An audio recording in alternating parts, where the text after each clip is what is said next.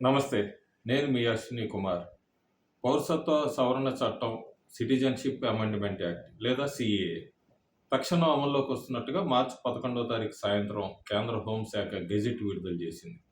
దాదాపు ఇది 2019 డిసెంబర్ 11లోని ఈ చట్టం పార్లమెంట్‌లో ఆమోదించబడింది. అట్లాగే డిసెంబర్ 12, 2019 నాడు దీని మీద నోటిఫికేషన్ కూడా విడుదల చేసింది కేంద్ర ప్రభుత్వం, కేంద్ర హోంశాఖ. కాకపోతే ఆ గైడ్‌లైన్స్ దానికి సంబంధించింది ఏం విడుదల చేయలేదు అప్పుడు. కాకపోతే ఆ పార్లమెంట్‌లో ఎప్పుడైతే ఈ బిల్లు పాస్ అయిందో విపక్షాలన్నీ గూడా చాలా వరకు గూడా బీజేపీయేతర పాలిత రాష్ట్రాల్లో ఉన్న ప్రభుత్వాలన్నీ గూడా అప్పుడు నిరసనలు వ్యక్తం చేసినాయి. అట్లాగే వెస్ట్ బెంగాల్, ముఖ్యంగా తెలంగాణ గూడా ఉంది. వెస్ట్ బెంగాలు, కేరళ ఇలాంటివన్నీ గూడా, తమిళనాడు ఇవన్నీ అప్పుడు 2020లో రోడ్ల మీదకొచ్చి గూడా పెద్ద ధర్నాలు ఇవన్నీ చేశారు. ఈ సిటిజన్‌షిప్ అమెండ్మెంట్ యాక్ట్‌ని రద్దు చేయాలంటూ గూడా. చాలా వరకు ఈ పార్టీలన్నీ గూడా ముస్లిం కమ్యూనిటీని, ముఖ్యంగా ముస్లిం వర్గాల్ని ఓట్ బ్యాంకు చూస్తూ ఇన్ని సంవత్సరాలు వాళ్ళని రెచ్చగొట్టే ప్రసంగాలు చేశారప్పుడు. అంతేకాకుండా ఇది భారతదేశంలో ఉన్న ముస్లింలందరికీ గూడా దీనివల్ల చాలా నష్టమని చెప్పి భారతీయ జనతా పార్టీ ఇక్కడి నుంచి ముస్లింలని భారతదేశం నుంచి వెళ్ళగొట్టడానికి ఇలాంటి బిల్ తీసుకొస్తుందంటే కూడా అప్పుడు చాలా పెద్ద విష ప్రచారం చేశారు. ఎట్టకేలకి కేంద్ర హోం మంత్రి గూడా అమిత్ షా కొన్ని వారాల కిందట మాట్లాడుతూ 2024 లోక్‌సభ ఎన్నికలకు ముందే ఈ బిల్లును తీసుకొస్తామని చెప్పి స్పష్టం చేశారు. దానికి అనుగుణంగానే మార్చి 11వ తారీఖు సాయంత్రం కేంద్ర హోంశాఖ కూడా దీనికి గెజిట్ విడుదల చేసింది. అట్లాగే గైడ్‌లైన్స్ కూడా విడుదల చేసింది. దీనికి సంబంధించి అసలు ఈ సిటిజన్‌షిప్ అమెండ్మెంట్ యాక్ట్ ఏం చెప్తుంది? దీని మీద ఉన్న అపోహలేంటి? అసలు దానిలో ఉన్న వాస్తవికత ఏంటి అనేది ఒకసారి తెలుసుకుందాం. ఈ ఈ సిటిజన్‌షిప్ అమెండ్మెంట్ యాక్ట్ ముఖ్యంగా 3 దేశాలకు సంబంధించిందే. అది పాకిస్తాను, బంగ్లాదేశు, ఆఫ్ఘనిస్తాను. ఈ 3 దేశాల్లో ఉన్న పౌరులకు సంబంధించిందే. అందులో గూడా మెజారిటీగా ఉన్న ముస్లిమ్సు, అక్కడ మైనారిటీగా హిందువులు, సిక్కులు, బౌద్ధులు, క్రిస్టియన్సు, అలాగే పార్సీ వీళ్ళకి సంబంధించిందే. వాళ్ళు అక్కడి నుంచి భారతదేశానికి వచ్చి నివాసం ఉంటూ దాదాపు 12 సంవత్సరాలను దాన్ని సవరణ చేశారు. ఈ వలసదారుల్ని 6 సంవత్సరాలు ఉంటే చాలు అన్న నిబంధనని తీసుకొచ్చారు. వాళ్ళకి ఈ సిటిజన్‌షిప్ అమెండ్మెంట్ యాక్ట్ వర్తిస్తుంది. వాళ్ళు స్వచ్ఛంగా, గౌరవంగా ఈ భారతదేశ పౌరసత్వం తీసుకొని ఎటువంటి భయం లేకుండా కూడా బతకచ్చు. ఎటువంటి భయం అని ఎందుకన్నానంటే, ఈ 3 దేశాలు ఇందాక చెప్పినట్టుగా పాకిస్తాన్, బంగ్లాదేశ్‌లో, ఆఫ్ఘనిస్తాన్‌లో హింసించబడి లేదా భయంతో నివసిస్తున్న వాళ్ళందరూ గూడా ప్రశాంతంగా మళ్ళీ భారతదేశానికి రావచ్చు. భారతదేశ పౌరసత్వం తీసుకోవచ్చు. గౌరవంగానే బతకచ్చు.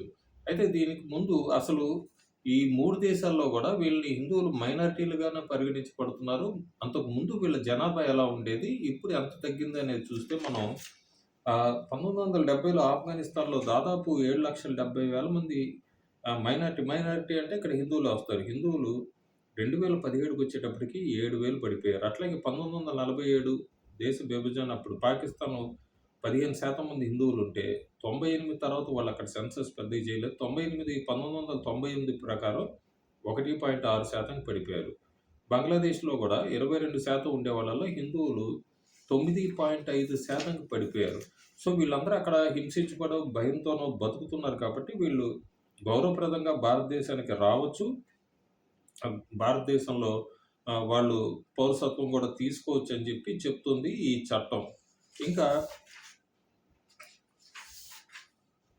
2021, 22లోని ఇప్పుడు 20లోని ఇది నోటిఫై అయినప్పుడు 20 ఏప్రిల్ 1, 2021 నుంచి డిసెంబర్ 31, 2021 వరకు పాకిస్తాన్, బంగ్లాదేశ్, ఆఫ్ఘనిస్తాన్ నుండి వచ్చిన ఈ ముస్లిమేతర మైనారిటీ కమ్యూనిటీలకు చెందిన వాళ్ళు అప్పటికే 1,400 మంది ఈ పౌరసత్వం తీసుకున్నారు.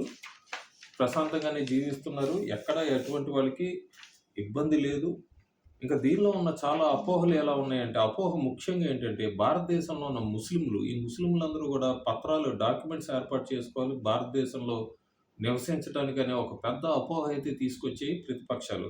అయితే దీనిలో వాస్తవం ఏంటంటే అసలు మతంతో సంబంధం లేకుండానే ఈ సీఏఏకి భారతీయ పౌరులతో అయితే ఎటువంటి సంబంధం లేదు. ముఖ్యమైన గమనిక ఏంటంటే భారతదేశంలో నివసిస్తున్న పౌరులకి దీంతో ఎటువంటి సంబంధం లేదు.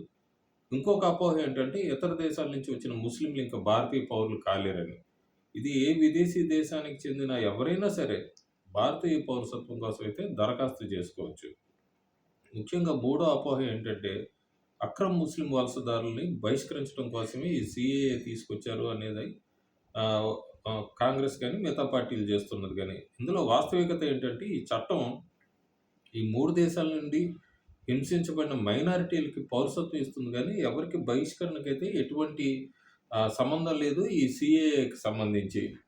అంతే కాకుండా ఇంకొక మంచి పని ఇప్పుడు తీసుకొస్తున్న కేంద్రం ఏంటంటే, ఎవరైనా కూడా దీనికి సిటిజన్‌షిప్ అమెండ్‌మెంట్ యాక్ట్ కింద పౌరసత్వం అప్లై చేసుకోవాలనుకుంటే కూడా రాష్ట్ర ప్రభుత్వాలకి సంబంధం లేకుండా ఆన్‌లైన్‌లోనే అప్లై చేసుకోవచ్చనే నిబంధన కూడా తీసుకొస్తున్నారు. సో, ఎవరు భయపడకుండా ప్రశాంతంగా అప్లై చేసుకోవచ్చు. గౌరవప్రదంగా మళ్ళీ భారతదేశంలో జీవించొచ్చు. ఎటువంటి ఇబ్బంది లేకుండా. ఇంకొక ముఖ్యమైన గమనిక ఏంటంటే, ఈ ముస్లింలు భారతదేశంలో నివసిస్తున్న వాళ్ళకి ఎటువంటి ప్రమాదం లేదు. వాళ్ళనెవ్వరూ గూడా దేశ బహిష్కరణ చేయరు. దేశం నుంచి పంపించరు. అంతేకాకుండా వాళ్ళు ఎప్పటిలాగానే జీవించొచ్చు. కాకపోతే దీన్నే పట్టుకొని ఎంతసేపటికి కాంగ్రెస్ పార్టీ గాని, కమ్యూనిస్ట్ పార్టీలు ఇదే అంశాన్ని లేవనెత్తి వాళ్ళని రెచ్చగొట్టి ఓటు బ్యాంక్ ఎన్ని సంవత్సరాలు చూసుకొచ్చారు. ఇప్పటికైనా ముస్లింలకి భారతదేశంలో గౌరవప్రదంగా బతకటానికి ఒక అవకాశం ఇస్తున్నారు.